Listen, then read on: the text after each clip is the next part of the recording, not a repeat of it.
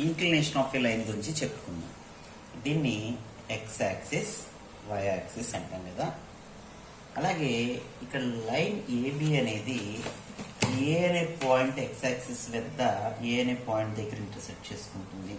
అలాగే why axis మీద B అనే పాయింట్ దగ్గర ఇంటర్సెక్ట్ చేస్తుంది. So the line makes an angle with theta.